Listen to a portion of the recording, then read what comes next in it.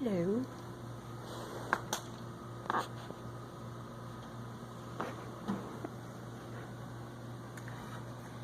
Okay. Everyone has an hour of need in their life. No one is so blessed that they've never needed help at some point or another. My hour of greatest need happened to be when I was 16 and found myself homeless. Luckily, there was a foster family there to help me. So, what if they hadn't been there? I doubt I'd be standing here today. What was your hour of greatest need? Was somebody there for you? We don't need statistics to tell us that the world has gotten much more self-involved. We're always looking at our phones. We don't pay attention to each other. Everybody's disconnected. The phones that were meant to bring us closer are dividing us. According to the Bureau of Labor and Statistics, the volunteer rate dropped by 0.4% in 2015, leaving the U.S. with a 24.9% volunteer rate. In 2006, it was 26.7%. The year following September 11th was one of the highest ever at 27.6%. That's barely a quarter of the population, y'all. At the same time, Gallup polls place church attendance at around 40% consistently every year, but recent studies indicate that that number is incorrect because, for whatever reason, Americans lie about going to church. So, imagine that. So, that number could actually be lower, while the volunteer statistic may be higher because it only records formal volunteering. Now, we all know we're busy. It's not easy to make time to serve. It's just not.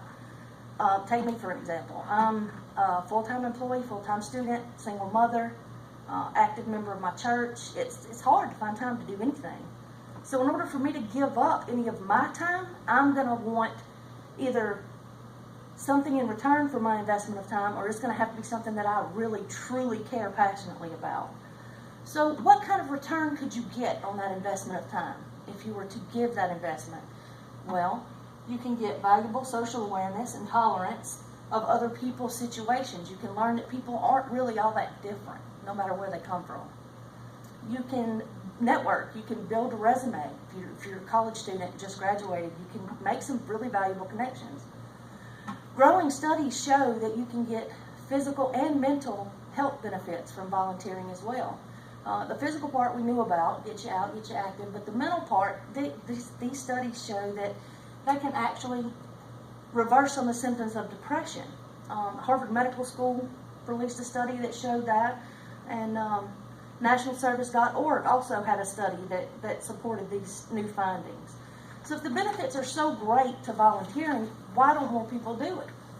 Well, like I said, everybody's busy.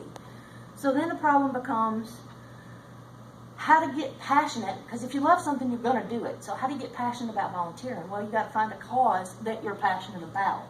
Whatever one works for you. Animal rescue, breast cancer, domestic violence, homelessness, hunger. Find your cause that you believe in and put some time towards it. You may not need to look any further than your immediate circle of friends and family, co-workers. Somebody may have had a fire. Go through your closets, go through your stuff. Find things that you don't need or use anymore. Donate it. When you have nothing, everything is a blessing. We've all heard the second commandment, love thy neighbor as thyself, but how many of us actually think about that every day?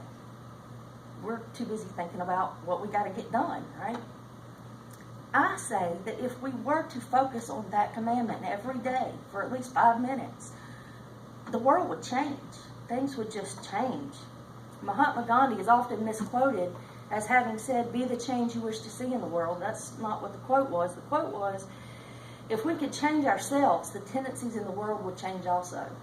So work toward volunteering 1 hour a week for whatever your chosen cause is, and commit to the problem as if you were the one experiencing it, not some nameless, faceless stranger that you don't know.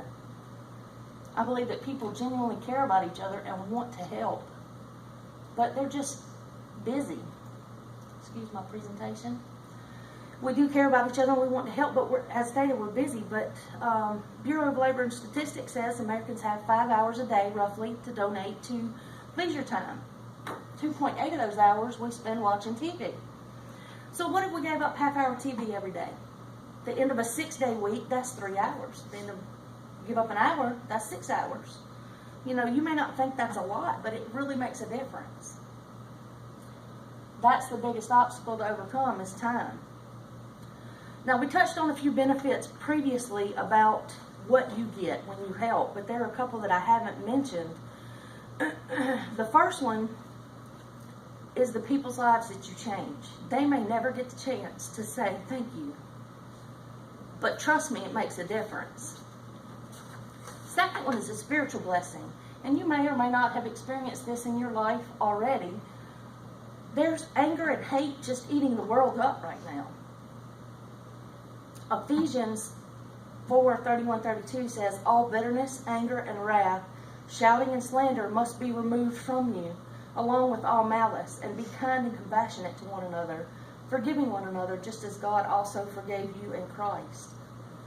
Bitterness and anger and wrath, malice, these things, we see them every day. But we have the answer. Kindness, compassionate, forgiveness, these are the things that will counteract this, make that go away. I believe Gandhi was right. I believe if you change the tendencies in your world, in yourself, the world around you will change. I challenge you today. Change your tendencies and watch the world around you change.